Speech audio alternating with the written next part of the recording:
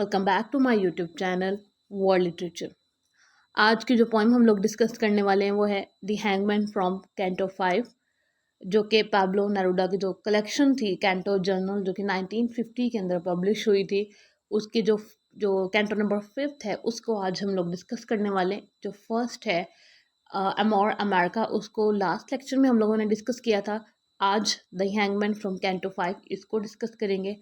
जैसे कि हमें पता है पाब्लो नेरूडा जो हैं वो नोबेल प्राइज़ इनको मिला था 1971 में, और इन्होंने अपनी जो कलेक्शन थी जो कि पोएम्स की 2 वॉल्यूम्स में थी, कैंटो जनरल 1950 के अंदर इन्होंने पब्लिश करवाई थी। और इनकी जो पोइट्री है इसके बिहाइंड इन्होंने जो अमेरिकन स्पेनिश वॉर हुई थी 1898 के अंदर, उसको बताया है कि किस तरह से स्पेनिशर्स थे वो आए थे। उन्होंने कैसे अमेरिकन्स की जो सारी हिस्ट्री है, उनका कल्चर है, उनको वैल्यू है, हर चीज़ को डीवैल्यू कर दिया, हर चीज़ को एक ख़त्म कर दिया, उनके कल्चर को, उनके वैल्यूज़ के लोग, उनके जो लोग थे। अब वैसा कुछ भी नहीं है इन प्रेजेंट अमेरिका। पाब्लो नेरूडा ये पॉइंट आउट करते हैं बिकॉज एज अ नेशनलिस्ट उन्होंने अमेरिका के बारे में लिखा है। लेकिन आज की जो पोएम है इसको पढ़ के लगता है कि जैसे नेरूडा अमेरिका के अगेंस्ट है, बट ऐसा कुछ नहीं है। उन्होंने जस्ट जो रियलिटी है इनर वो बताई है। तो इस जो पोएम है द हैंगमैन फ्रॉम कैंटो 5 जो है वो हम लोग डिस्कस करेंगे। इसके अंदर हमें थीम नज़र आएगा कलोनियलिज्म का, इंपीरियलिज्म का, ब्रूटैलिटी है, नेचर है, इन्वायरमेंट है, और जो एनिमल्स का बहुत ज़्यादा एज अ मेटाफर इसमें यूज़ किए गए हैं।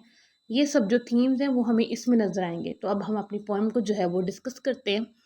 फर्स्ट ऑफ ऑल इसका टेक्स्ट अगर हम लोग पढ़ें, सोरियन स्केले अमेरिका क्वाइल्ड, के जब इंडिपेंडेंस इनको मिल गई स्पेनिशर से, यानी कि जब इनके दरमियान वॉर हुई और स्पेनिशर ने जहाँ पर आके कॉलोनाइज कर लिया अमेरिका को, और जब इसको इंडिपेंडेंस मिलती है अमेरिका को, तो उस वक्त जो इलियट क्लास है वो हर जगह मौजूद है अमेरिका के अंदर। और इलियट क्लास आफ्टर स्पेनिशर्स रोल प्ले करते हैं एज अ स्पेनिशर, मीन्स कि उन्हीं की तरह यहाँ पे इलियट क्लास रहती है जैसे वो स्पेनिशर्स रह रहे थे। लोगों के ऊपर, लोगों को डीवैल्यू किया जा रहा था, उनको जो है वो एज अ लेबर उनसे बहुत सारा काम करवाया जाता था। मींस के जैसे इलियट क्लास किसी पुअर क्लास पे रोप डालती है, या फिर जैसे भी उनके ऊपर ऑपरेशन उनका किया जाता है, या फिर उनको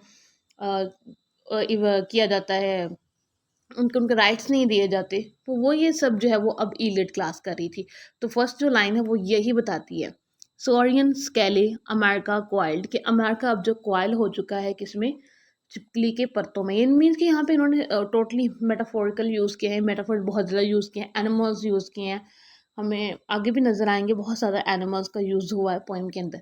तो मीन्स कि इसके बिहाइंड जो है वो इलियट क्लास है, और जो उस वक्त आफ्टर कॉलोनाइजेशन जो हालात थे कंट्री के वो सब बताए गए हैं।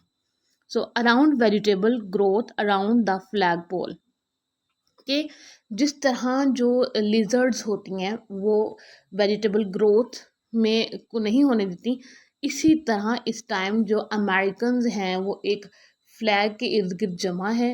वो कौन सा फ्लैग है, मीन्स के अमेरिका का जो फ्लैग है उसके। फर्दर लाइन में कहते हैं, erected in the swamp you nursed terrible children, means कि तुमने एक ऐसी ख़तरनाक जनरेशन को पाला है, ऐसे जो बच्चे हैं उनकी परवरिश की है जिनके अंदर जो है वो विद पॉइजनस सरपेंट्स मिल्क, कि उनके अंदर एक जहरीला कोई मिल्क है। टोरिड क्रैडल्स इनकुबेटेड, के टोरिड तेज क्रैडल्स झूले, इनकुबेटेड उसमें इतने इंडल्ज्ड हैं वो।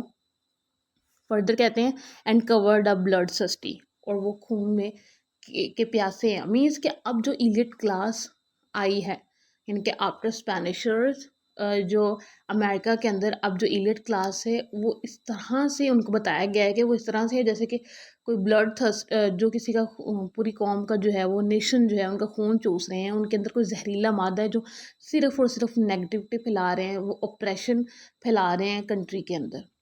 फर्दर लाइन्स में कहते हैं, प्रोगेनी विद येलो क्ले, जर्द मट्टी में, the cat and the scorpion fornicated in the savage land, तो यहाँ पे वो कैट और बिच्छू की जो है वो एग्जांपल देते हैं कि किस तरह से उन्होंने ये इनडायरेक्टली जो है वो बात उसी इलिट क्लास की हो रही है, स्पेनिशर्स की हो रही है, किस तरह से इस लैंड को इलिट क्लास और स्पेनिशर्स ने जो है वो इस लैंड को बिल्कुल ख़त्म कर दिया है। जो ये एक्चुअल था वो अब एक्चुअल रहा नहीं है।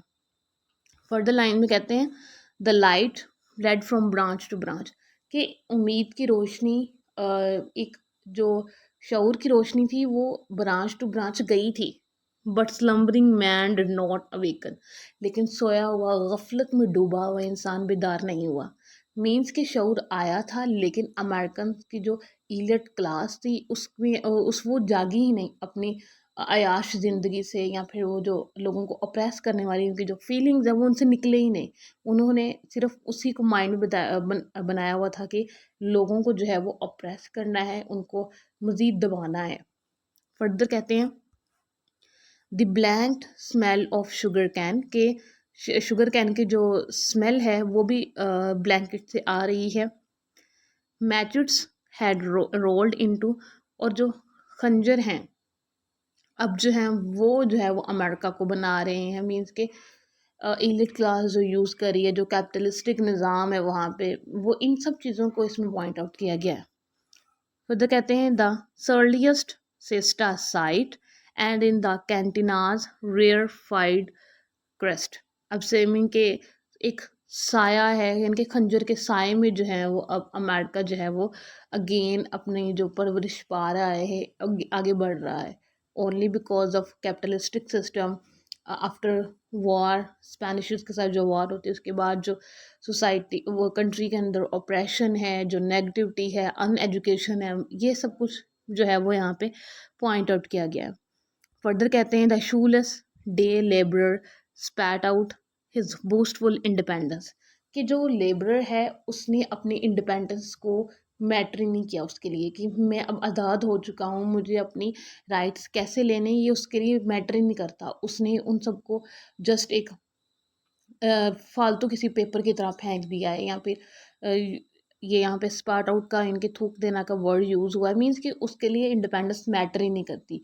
ये बताया गया है कि यहाँ पे अमेरिका के अंदर जो लाइट थी, जो लाइट ऑफ एजुकेशन थी वो आई थी, लोगों के पास राइट था कि वो अपने राइट्स के लिए बोलें, कैपिटलिस्टिक जो वहाँ पे सिस्टम था उसके अगेंस्ट बोलें, लेकिन लोगों ने अपने राइट्स के बारे में नहीं बात की। उनके लिए जो कैपिटलिस्ट सिस्टम है, एलिट क्लास है, उनके अगेंस्ट वो नहीं खड़े हुए। तो पैब्लो नेरूदा ने जो है यही सब कुछ है वो इसमें पॉइंट आउट किया है कि किस तरह से कैपिटलिस्टिक जो सिस्टम है किसी भी सोसाइटी के अंदर, वो किसी भी सोसाइटी के खात्मे का सबब बनता है। देन फर्दर इंपीरियलिज्म, कलोनियलिज्म, ये सब जो हैं वो चीज़ें किस तरह से डीवैल्यू करती हैं ह्यूमैनिटी को, कल्चर को, कंट्री को, ये सब जो है वो इन्होंने बताया। आई होप कि आपको इस पोएम की समझ आ गई होगी। एक्चुअली इस पोएम में बहुत ज़्यादा मेटाफर्स यूज़ हुए हैं, लाइक स्कॉर्पियन, लिजर्ड, ईटीसी में। यहाँ पे टोटली मेटाफोरिकल पोएम इसको कह सकते हैं, बिकॉज इसको बहुत ज़्यादा मेटाफर में यूज़ करके जो हिडन मीनिंग है उसको अंडरस्टैंड करने की ज़रूरत है। इसकी हिडन मीनिंग यही बनता है कि जो जब कलोनियलिज्म होता है तो आफ्टर जब वो डीकोलोनाइज कोई भी कंट्री होता है तो जो वहाँ की नेशन होती है वो टोटली डैमेज्ड हो चुकी होती है, उनके अंदर जो पैशन है वो ख़त्म हो चुका होता है। सो इन चीज़ों को पॉइंट आउट किया है नेरूदा ने थ्रू हिज पोइट्री। सो चैनल को सब्सक्राइब, वीडियो को लाइक और शेयर कर दीजिएगा। Thanks for watching my channel.